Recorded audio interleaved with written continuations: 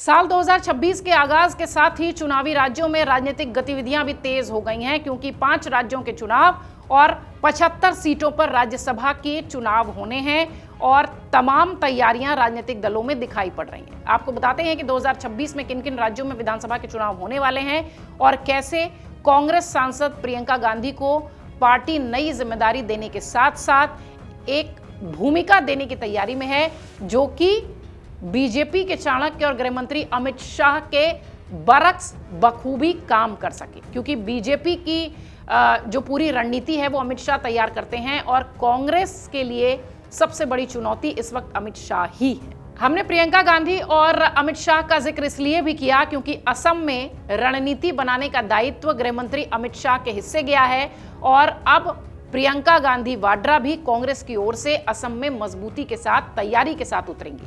BJP के द्वारा मौजूदा जो सीएम है हेमंत बिस्वा शर्मा के चेहरे के साथ चुनाव में जाने की उम्मीद है, वहीं गौरव गोगोई को कांग्रेस आगे लाने की तैयारी में कर रही है। अब सवाल यह है कि क्या असम में प्रियंका गांधी वाड्रा गेम पलटेंगी?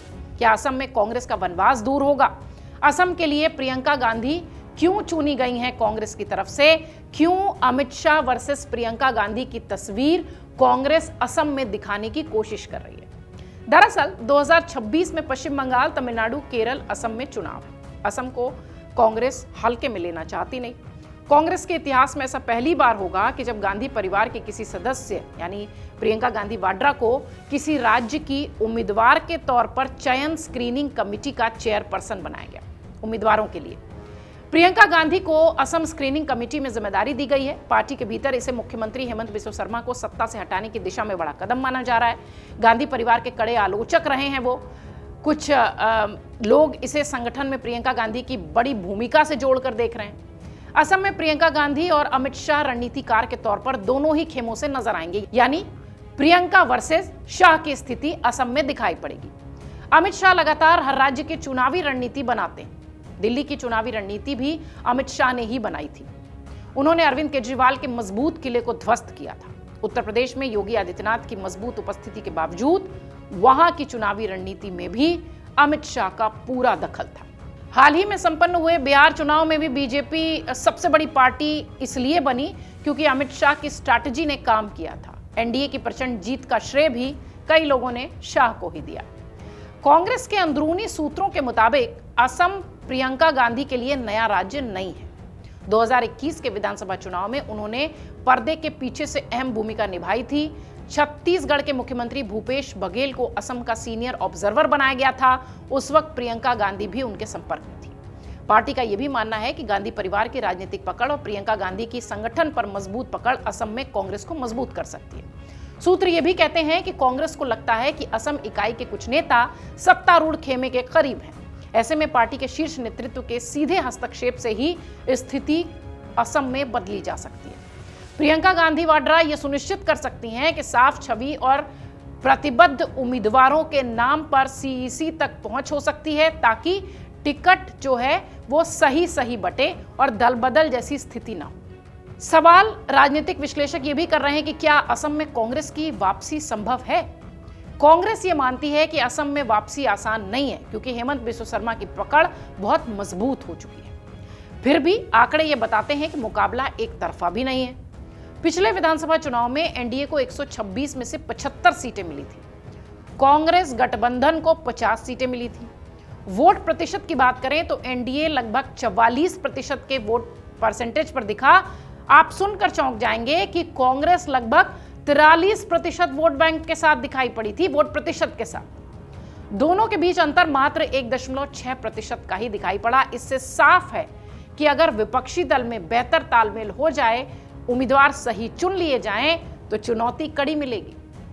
कांग्रेस के भीतर भी ये मानना है कि संसद और संगठन में प्रियंका गांधी की सक्रियता लगातार बढ़ रही है।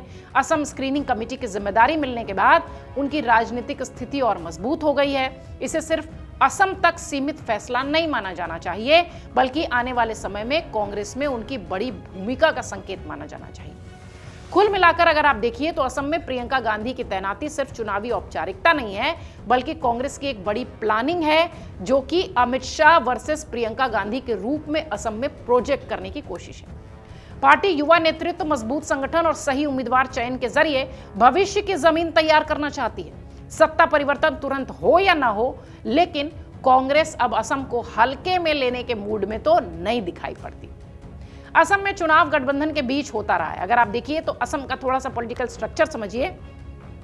पिछली बार बीजेपी एनडीए को 126 विधानसभा सीटों में से 75 मिली थी, यानी एनडीए गठबंधन को, और कांग्रेस गठबंधन को 50 सीटों के आसपास वोट मिले, मतलब सीटें मिली थी। वोट प्रतिशत पर निगाह डालें तो जैसा कि हमने बताया कि लगभग 44% के आसपास एनडीए का वोट बैंक था और 1.6% के अंतर से कांग्रेस का या उनका जो गठबंधन था वो दिखाई पड़ा। कांग्रेस का ऐसा मानना है कि बीजेपी एनडीए को चुनौती के लिए आईएनडीआईए गठबंधन क्षेत्रीय दलों के साथ मिलकर चुनाव लड़ने में कामयाब होता रहा है। नतीजे कई जगह पर बेहतर भी दिखे हैं। अगर बेहतर प्रत्याशी उतारे गए तो संभव है कि प्रियंका गांधी वाड्रा की मौजूदगी में असम में कांग्रेस कुछ कमाल कर जाए। इसके साथ ही असम में कई स्थानीय दल जो चुनाव में अलग अलग गठबंधन में बढ़ जाते हैं या इधर उधर चले जाते हैं या अकेले लड़ते हैं, उन्हें कांग्रेस के साथ जोड़ने में भी प्रियंका अपनी खास भूमिका बना सकती हैं। बहरहाल असम का चुनाव कांग्रेस हल्के में नहीं ले रही है और जिस तरीके से अमित शाह असम के लिए रणनीति बना रहे हैं, उसी तरीके से कांग्रेस ने प्रियंका गांधी वाड्रा को उतारा है। फिलहाल असम में तो चुनाव अमित शाह वर्सेस प्रियंका गांधी के रूप में आप देख सकते हैं। राजनीतिक विश्लेषकों के लिए भी ये एक अच्छा विषय हो गया है और कांग्रेस अब चूंकि प्रियंका गांधी वाड्रा उतरी हैं, इसलिए असम को हल्के में नहीं लेगा, बहुत मजबूती के साथ अपनी जगह बनाने में भी और अपना कमबैक करने में भी ताकत झोंक देगा। अगर आप ये वीडियो YouTube पर देख रहे हैं तो हमारे चैनल को सब्सक्राइब कर बेल आइकन दबाएं और Facebook पर देख रहे हैं तो हमारे पेज को लाइक करें।